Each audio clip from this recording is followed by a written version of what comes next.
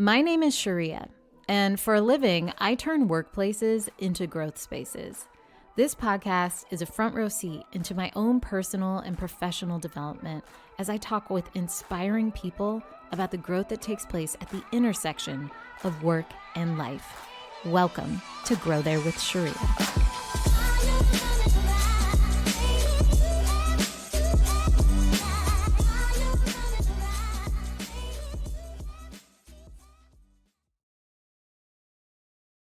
Today, I was walking in Golden Gate Park and I was on a phone call with a friend who randomly reached out to reconnect. I haven't talked to this person in like 20 years.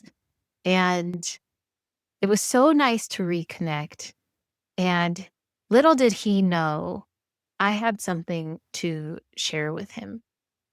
Years ago, 20 years ago, probably the last time I saw him, we had a conversation where I just didn't like the way I showed up. I was going through a period of my life where I wasn't living into my values, not truly.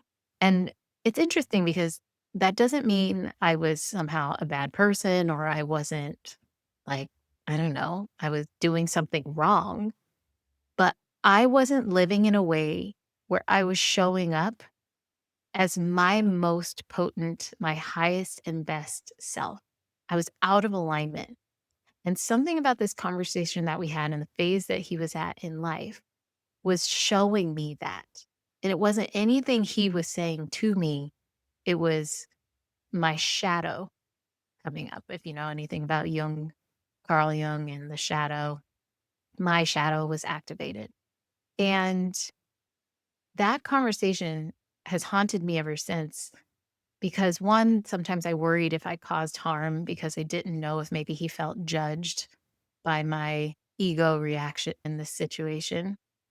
I realize this is hard when you don't know the conversation, but it's always stuck with me. This moment where I woke up to a time when the reason why I was having this kind of response, this kind of reaction was because I wasn't living in true alignment with my core values. And today, I couldn't let that conversation go by without telling him, hey, I think about this moment. I don't know if you even remember it, but it sits with me. And I want to apologize and to say that it actually helped me to see myself and helped me to grow myself in a way that I couldn't have anticipated. Today's conversation is really about living in alignment with your values. And a lot of people talk about knowing their values, but when I ask them, okay, well, what are they? They often can't articulate them. They often haven't made the room to chart them out. Or if they have, they wrote them down on a paper somewhere and forgot about them, which I call those expired core values. I'll probably talk about that in the podcast. Before I introduce our guest, to make a little space for you to check in with yourself and just say, one, have you articulated your core values? Two, what are they? And three, do you feel like you're living into them in your most potent way? This conversation today, I think it's going to make you think about that even more. Today, I'm talking with Stanley Lumax.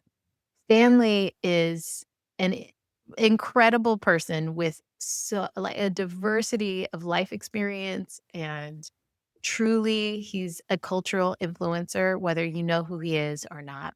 Currently, he is the executive brand marketing director at JP Chase, and he leads the strategic management of the brand's prestigious Sapphire and Freedom Unlimited portfolios. So shout out to my Chase Sapphire Reserve credit card that I love so much. That was just a little free advertising for you, Chase. But before joining Chase, he partnered with Complex Media Networks to create Climate, which was the company's in-house agency, whose vision was to empower advertisers in harnessing the influence of youth culture. Throughout his career, Stanley has worked with iconic brands like Nike, the National Basketball Association, Converse, Beats by Dre, the Brooklyn Nets, Pepsi, Budweiser, and a host of other brands, where he's helped really shape the tapestry of popular culture. Stanley is a creative himself and an avid photographer. He is extremely passionate about community, which led him to create African Chophouse to celebrate African culture through food, music, and bringing the diaspora together from around the globe. In 2019, he joined forces with the celebrated Senegalese culinary chef Pierre Cham to open Teranga, a West African concept restaurant that has been voted one of the top 20 dining destinations in New York City. Stanley is going to spit some bars today, so I hope you're ready. It's time to grow there with Stanley Lumax. All right, everyone. I am so glad to be here with Stanley Lumax. Stanley, how are you doing? I'm doing great. How are you doing? Oh, I'm doing so good. And I have to tell you that this is such a special time for us to be chatting right now because I just think my one of my favorite things is when friends introduce me to other people that they love. And my friend Ross Martin just hyped you up so much. And so I feel like I am in the presence of greatness right now. Yeah, I mean, look, I feel the same way. Ross does not introduce me to anyone that's less than elite. So, I'm the one that honestly feels honored. Oh my gosh, that is so kind. And And then for look at those of your look at your setup. I mean, I try. I try. People often ask me, "Is that fake?" And I have to like touch the plants, be like, "No, this is real. It's real." But you've got a whole vibe right now. For those of you who are listening, you can't see, but Stanley's got a whole vibe. It's a mood. I like it. I it's like it a definitely a lot. mood. Well, listen, you know why we're here. And really, I am asking you to tell me a story about your life, and in particular, a story about a time when kind of work and life intersected. And as a result, there was growth for you on the other end. And so I really want to get out of the way and just ask you to start from the beginning and tell me a story. Yeah. So, I mean, I thought of obviously a lot of scenarios in life that we could talk about, but one that comes to mind and is somewhat relevant and recent, honestly, just COVID in general, right? Like Mm, being in a situation where life felt obviously to some degree stable, and once COVID hit, I felt like everything was all over the place. I mean, to a point where I am a tri-state kid. I grew up in New mm, Jersey. I went to school in Philly, and I've lived in New York for over 20 years and never wow. had any plan on leaving New York unless I left the country. Mm, And, during COVID, like thinking about job opportunities, thinking about stability. I mean, there was a point where I had a job offer from a agency in Chicago, and, nothing else was coming my way. And I was literally having the conversation of maybe I'm moving to Chicago. And mm.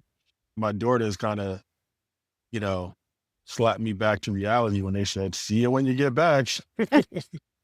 They're like, um, goodbye. yeah, That will because be a solo trip. they are definitely New Yorkers and they were not having any part of it. But seriously, like if I had the offer from Chicago on Friday at noon, I got an offer for an interview at 5 p.m.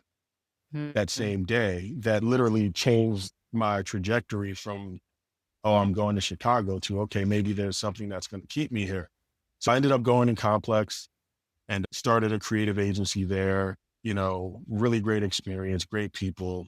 And then as life happens, BuzzFeed came in and bought Complex and, you mm, know, wasn't really the perfect match. And I definitely have a spidey sense when those things are going mm, to happen. And I jumped ship and I took a job at an esports company. And I justified it to myself because I thought about it from the standpoint of I'm not necessarily a gamer, but this is a future facing technology that sure. it can't hurt me to learn about.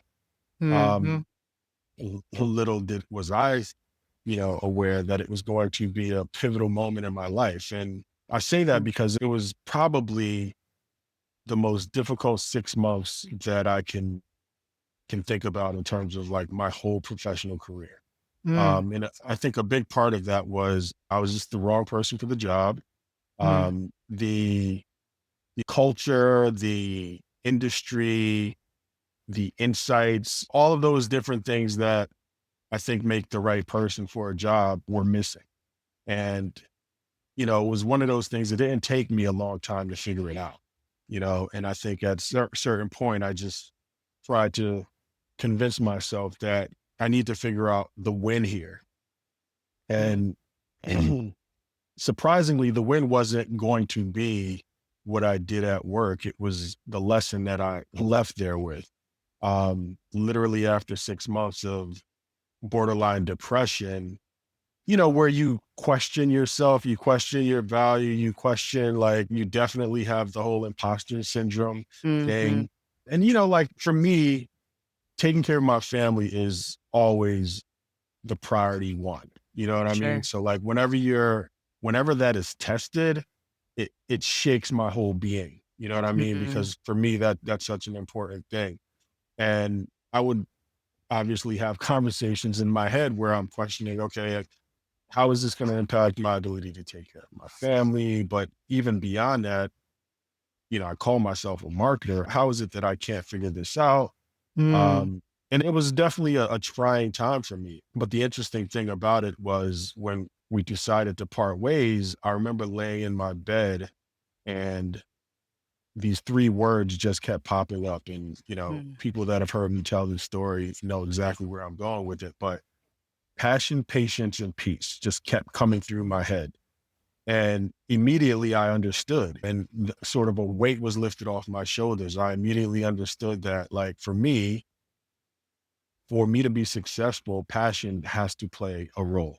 I have to be mhm, passionate about what I'm doing. It's my unique selling proposition. It's the thing that gives me a competitive edge.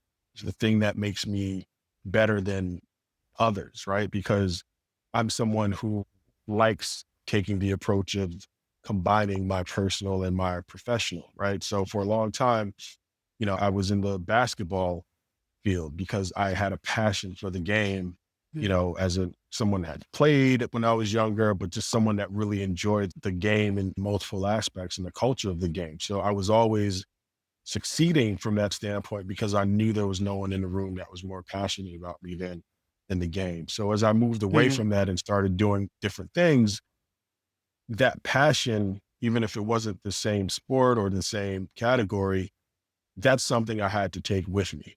And I think yeah, when I realized I didn't have that same passion is when I realized that it just wasn't the right job. And then patience is just something that I learned. I think the whole COVID experience was really interesting because it tested patience in so many different mm, ways. And without getting too religious, one of the things that I realized during that period was, I've always been provided for. Some spirit, some ancestor, God, what have you, has mhm. always made sure I'm taken care of. So no matter how dark, and this isn't on purpose, but no matter how dark things Yeah, get, I've always made it to the other side. I've always made it to the light. And it's just sometimes you have to remind yourself of that. And then lastly, I think the reality that you take for granted the importance of peace until you don't have it. mm, And for me, that's something that I think about all the time. And having peace and holding on to my peace is something that's, again, another priority for me. mm, yeah. Um, s- yeah. This is beautiful, and I think tell me when these words kept coming to you, were they words that you had heard before, or were they words that just came to you? I mean, seriously, like, again, I'm not even trying to, it's not for effect. Like, they literally just came to me in that, Yeah, in that order. And yeah, I'd heard them individually and whatnot, but I'd never heard them in a way that came to me at a period of time where I was just lost, and it just yeah, kind of gave me this clear direction. You know what I mean? So it yeah, literally put me in a position where whatever was coming to me next, I used that as the filter. Am I yeah. passionate about this? Have I given this the right amount of patience and thought? And am I going to be able to maintain my peace? Mm. You know, you said something when you were talking about the 6 months in that role that just wasn't right, you said the win wasn't going to be something that I was gonna do. You said something like that, and I Yes. that really sunk in for me because a lot of times the learning has nothing to do with the output from whatever our efforts are.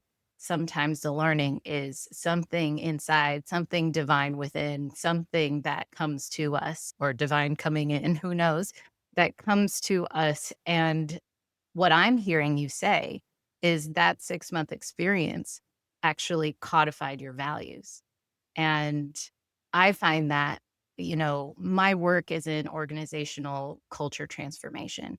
And so when I hear your values coming through, I think, well, this is a person who's now able to step into alignment to who he is because he's got these 3 words that are the compass for what you do.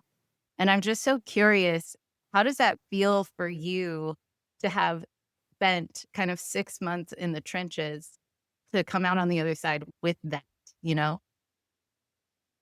Yeah, I mean, I think it was needed because it's what helped me get to the next thing. You know what I Yeah, mean? Without that guidance, without that compass, of the other opportunities that came my way, I wouldn't have had an opportunity or at least a method of evaluating if they were the right thing. I would have just jumped at it. You know what I yeah, mean? When you come out of a bad situation, a lot of times you're just looking for the next thing.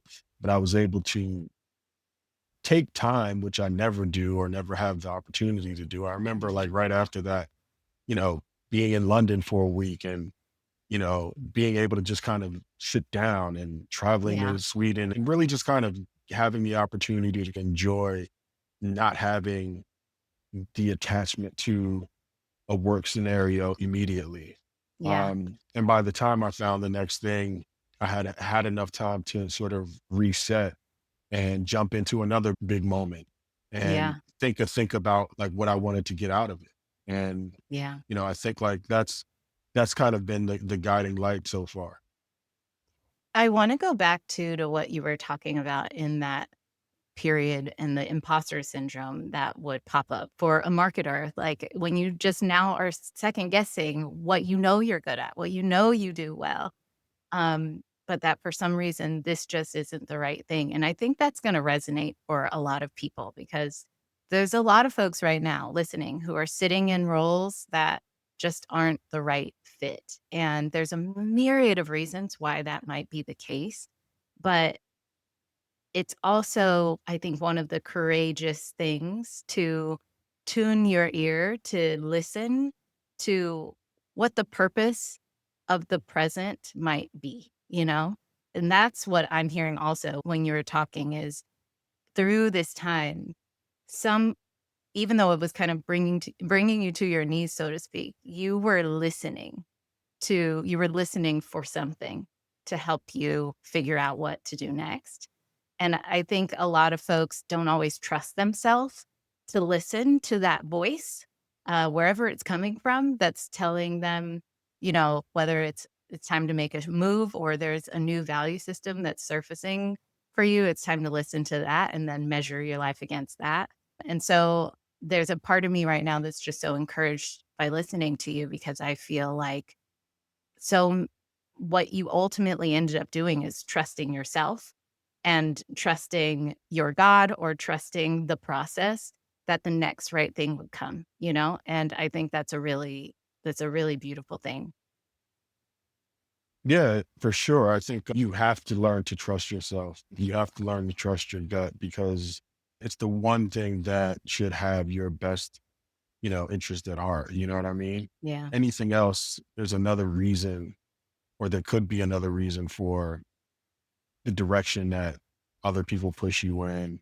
But like at the end of the day, I have to believe that I have my best interest at heart at any given Yeah. moment. Yeah. So the funny thing is your body can feel it, right? Like Oh, when I yeah. when I like when I tell you I was tense, I was emotional, like just the behavior that I had at that, probably for a good 6 months. I mean, it just wasn't who I am. Yeah. And when I tell you there was a weight lifted off my shoulders when, Mm, when I moved on, I'm like, I woke up a different person. I yeah, probably woke up and jumped out of bed ready to take on the world. And yeah, I think obviously success helps to put those moments behind you and, sure. being able to succeed and remind myself, this is what you do well. This Mm, is why you're better than your competition. This is why people mhm. will continue to hire you. When I looked at those moments, it reminded me of the importance, you know what I mean? Like being able to do work that I'm proud of and that impact the culture. Like, it sounds cliche, but like those are literally the things that keep me going, right? I've never been about just making a TV ad because it, you know, accomplishes business objectives. I feel like that's table stakes, right? Like I want to Yeah, do work. I've always wanted to do work that impacted the culture. And that's something that I've always done. If you look at my career through, being at Nike, being at Translation, being at Wyden, being at Anomaly, I can point to those moments where we did work that was more than just another TV ad. So being able yeah, to, you know, continue that legacy, I think is really important to me. And then also I think like the other thing that I had to remind myself is like for me, mentoring and sort of, paying it forward is really important. So like mhm.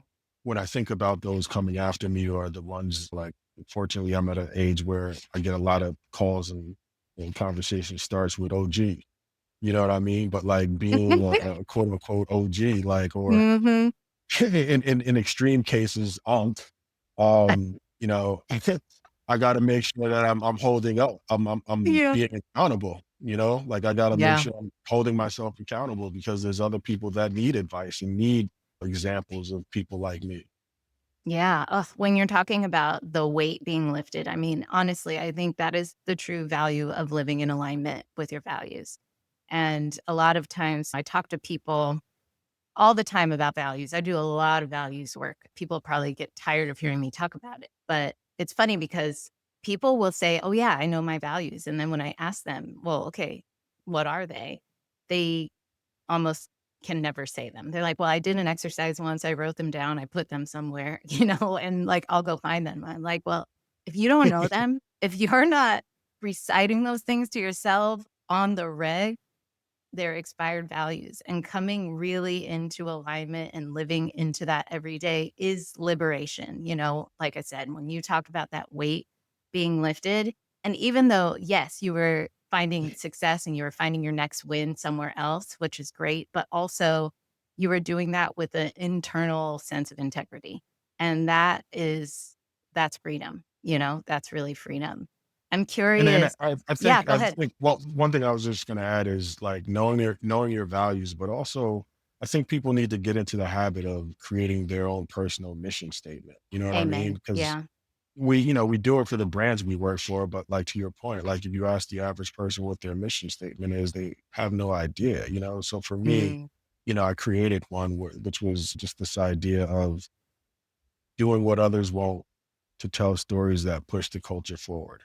And Look, love when I that. wrote it, I'm like, all right, it sounds good, but like, can I point to examples of me doing this?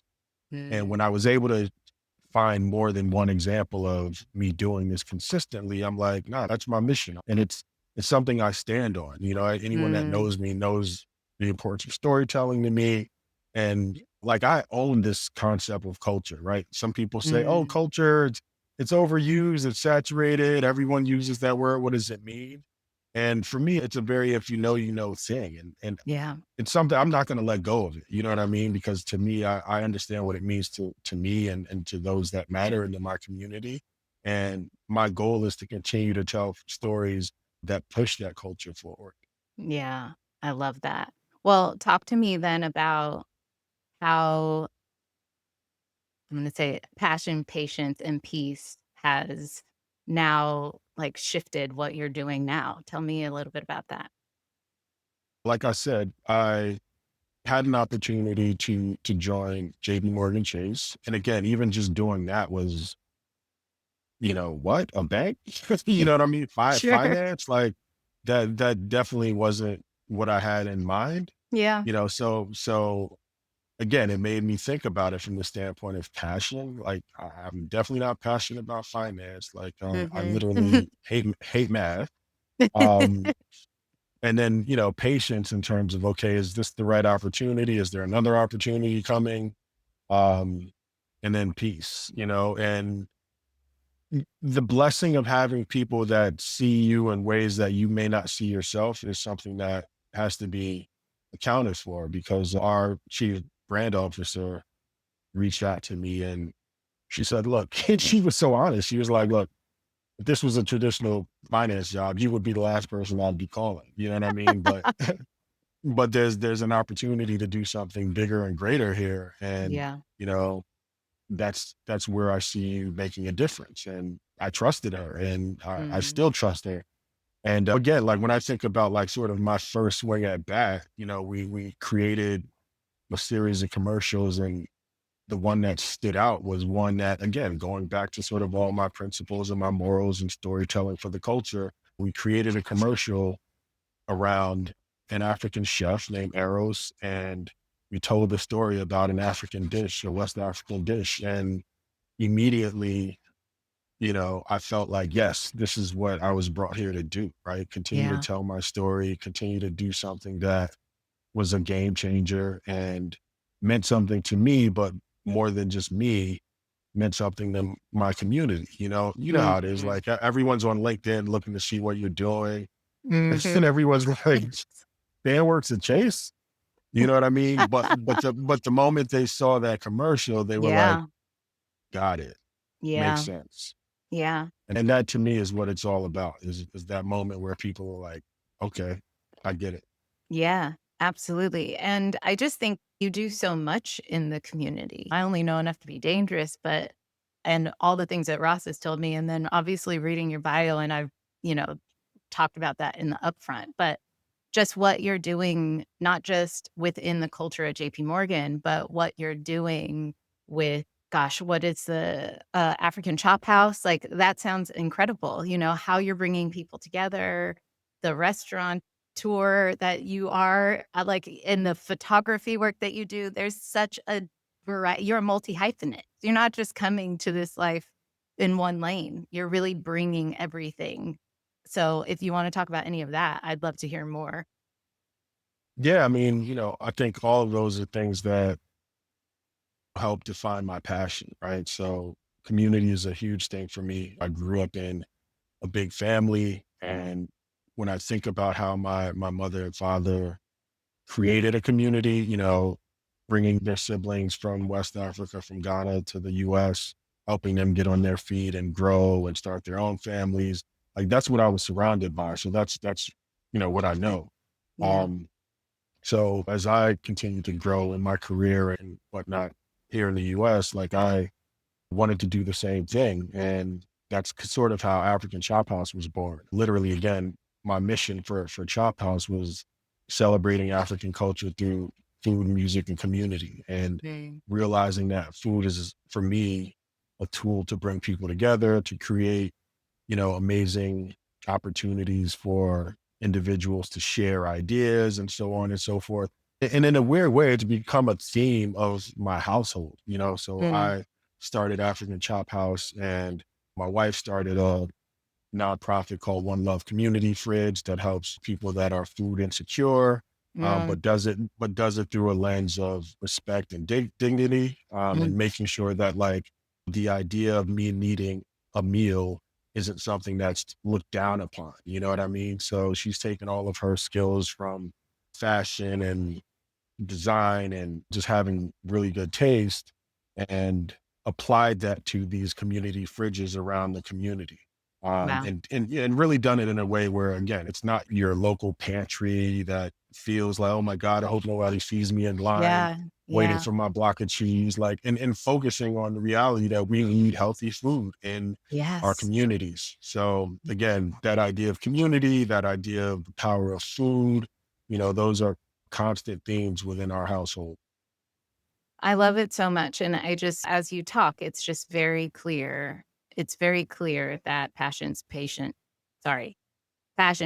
and peace are just ringing through what you do and what you're building and the ethos that you're creating in your life. And that ethos is propagating things in the world that are helping to build community, expose folks to new experiences and new ideas, and expand folks' worldview. And I think that's what a great culture architect does, you know? So I love that so much. And I'm curious if you were to summarize from the story that you originally told, if you were to summarize what was your growth in that moment or not in whatever moment, how would you summarize the growth from shifting out of that job, s- coming into this passion, patience, and peace uh, value set? How would you summarize what your growth has been since then? Yeah, I would say the main growth is embracing my values and Mm, realizing that, one, I do have values, and two, I have to utilize those values to guide me because everything that I've done that I've looked back at as successful has been based on some level of values, right? Whether it's, mhm. again, bringing the community together, whether it's, fulfilling my passions, regardless of whether it was basketball, whether it was food or marketing in general. Like, I always think of the community that I'm serving. You know what I mean? Mhm. So even what I'm doing right now, like working on a credit card brand, it's a community. It's a Yeah, community of card members that are looking for travel experiences, dining, and entertainment, and identifying the insight that allows me to provide, the ultimate experiences for them is what makes me successful at my job. So yeah. that theme of community doesn't go away. Listen, I love my Chase Sapphire Reserve card, and I do feel part of a community. Oh my gosh. So it's a little bit of a different question to ask you, but as I mentioned, I work in the world of organizational culture and or organizational culture, and I'm trying to help build healthy, beautiful, thriving workplaces. And if you were to take your story and think about, what you've learned, your greatest growth, what's some advice or insight that you might give to businesses or business leaders that they could take away to think about how they might infuse some of that into their workplace culture? Yes, I think you need leaders with vision. You know what I mean? I think, like, for me, it's not necessarily a value, but it's definitely something I think about all the time is self-awareness. And I think especially as a leader, you need to be self-aware. How am I perceived? How does what I say impact the people that follow me? You Mm, know what I mean? Like, am I setting the example that I want others to follow? I think all of these are really important things. And, a lot of companies aren't self aware. Like, mm, how many companies have you seen talk about their mission or their value system? And then when you look behind the walls, like, none of that is true or none of that yeah, stands firm. So I yeah, think, like, really being self-aware and having that hard conversation with yourself in terms of, do I really represent the values that I as a brand, am putting into the world? Because we live in a time where there's receipts on everything. You know what I mean? mhm, So, like, yeah, I think for me as an individual, I've always been confident that, like, everything that I've done, I've built the reputation that precedes me. And mm, I stand on it, you know what I yeah. mean? Yeah. Well, and, even in your own story and coming into alignment with your values and really living into those, that's really the self awareness comes when you name those values and you can then judge yourself against them. And so, what I'm hearing in many ways is that leaders who, one, know their own values, but then also are really living into whatever the values are of the organization, that that's what integrity is really about. So, yeah, I think that's brilliant. I think that's brilliant. Um, I love this conversation and I'm so grateful that you shared with us. And I'd love to do some rapid fire if you're down for that. Yeah, definitely. Okay. So I've got like 10 to 12 questions for you, but we'll try to keep them fast. Um, fill in the blank. Growth is Growth is constant. Mm, yeah. What is the very first thing you realized you were good at as a child? Talking, Sorry, one more. storytelling. Storytelling. Yeah. Yeah. I could see that. Well, I could see you when like, what age do you remember, like, telling the first story that you were like, "Oh, yeah, I've got them?"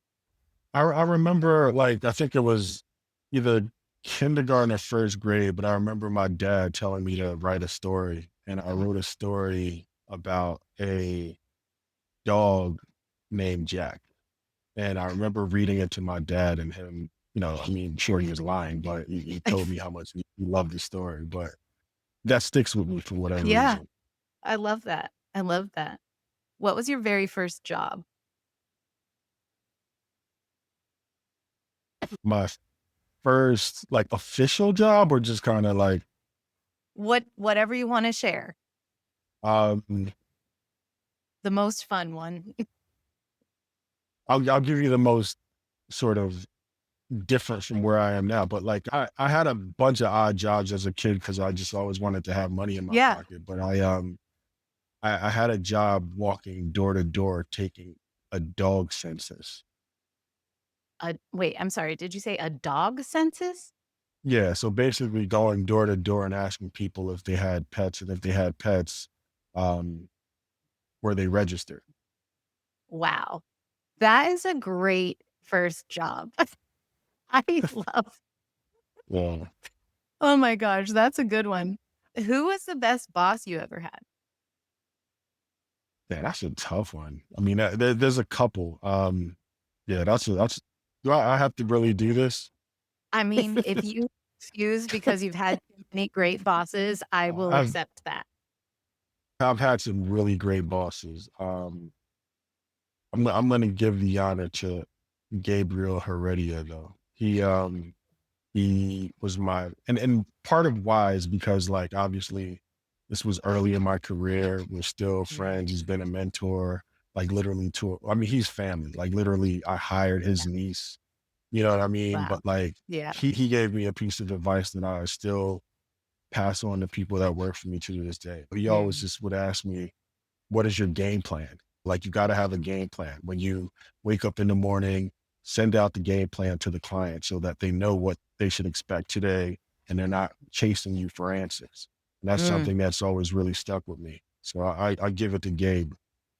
I love it. Well, Gabe, you won today. What's something you're trying to learn right now?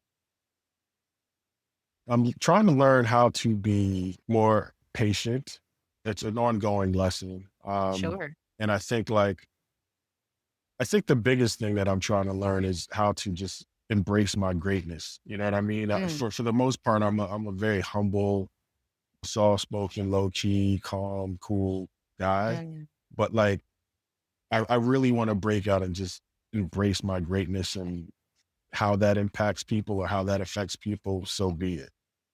oof, I love that so much, and we might have to offline because 'cause I'm trying to embrace my greatness as well, but it's very difficult, very Yeah. difficult, but I love that. What's something you're trying to unlearn? Fear. I'm trying to Mm, unlearn fear. I want to stop being afraid of everything, of yeah, heights, of, you know, failure, of anything that's not pushing me in the right direction. mm, that's powerful. I love that. Name a book or a movie that changed your life. Without a doubt, I would say the autobiography of Malcolm X. Do you know, first of all, I'm ashamed to say I've never read the entire thing. I need to do it. And do you also know that in the 2 seasons, 3 of my guests have said the autobiography of Malcolm X. So Mhm. I'm like, it's on my list. I have to finish it. I remember when I was a kid, my cousin had a copy like in the bathroom at all times and would just be reading it and so it's about time I finally finished that book. Thank It's you such a for great book. I mean, it's like one of those books that, like, and as a kid, I didn't even like reading, but like, mm, I picked this book up and couldn't put it down. And yeah. I remember I was like seventh grade or something. I went to this really strict religious school, and I remember bringing the book to school, and the teacher picking the book up, flipping through the pages, finding one curse word and saying, "You can't bring this book back to school." Wow. And that's how I knew how powerful that book was. Mm, mm. Well, listen, I feel ashamed to be a Black person who's not read that book. I need to get with it. No, Um, it's such a good book. I mean, I can't even lie to you. Like it's worth like it's in so many different ways, right? Like just from a storytelling, it's Alex Haley. So even just the yeah, story alone of whether you're connected to him or not, like the story of a kid from Nebraska yeah, going to the big city and his transformations into who he became, like it's an amazing book. yeah. Okay, well, I'm on it. Thank you for the inspiration yet again. I got When one growth more for you though. I got Okay, one give more it to book me. for Let you. me hear. A Taste of Power by Elaine A Brown. Taste of Power. So Okay. Elaine Brown is probably the only female to lead the Black Panthers Mm, officially. So you can just imagine mm, what kind of person she was. Like that's mhm. another really good book. Okay, I'm on it. I'm on it. I'm feeling really bad. It's funny, when my sister listens to this episode, she's gonna be so disappointed in me because her, like, 8th grade project that, like, went on to Yeah. win awards at USC because she went to USC and it was part of Yeah. this thing, was all on the Black Panther movement. It was like the whole we were inundated in learning Black history and Black Panthers, like, specifically. I watched so many documentaries when I was a kid, and I'm out of touch. Like, I need to read. What's my problem? Thank No, that's you. what it's all about sharing. I'm sure you can give me Yeah. some amazing books that I haven't read too. Well, I'll think about some that I can follow up and send to you, no doubt. Okay, when growth feels good, how do you celebrate? When growth feels good, I celebrate by, thanking God, Mhm, um, reminding myself that this is what I'm meant to do, mm.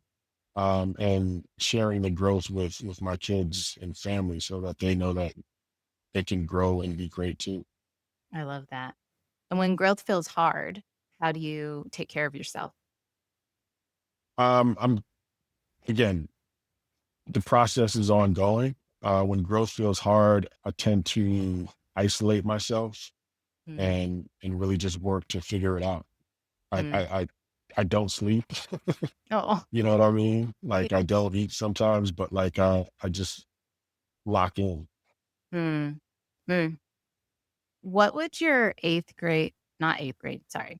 What would your 8-year-old self gosh, let me read this one more time. What would your 8-year-old self say about the life that you're living now?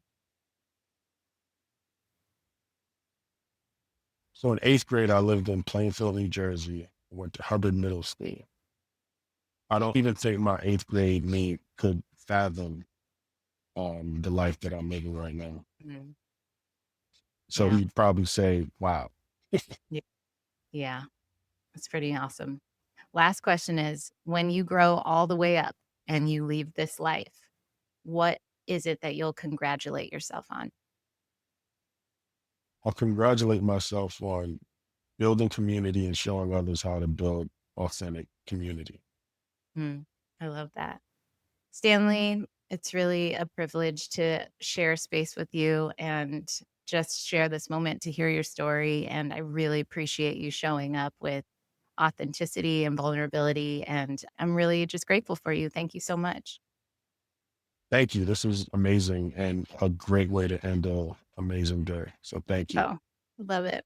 All right, y'all. We'll see you later. Bye.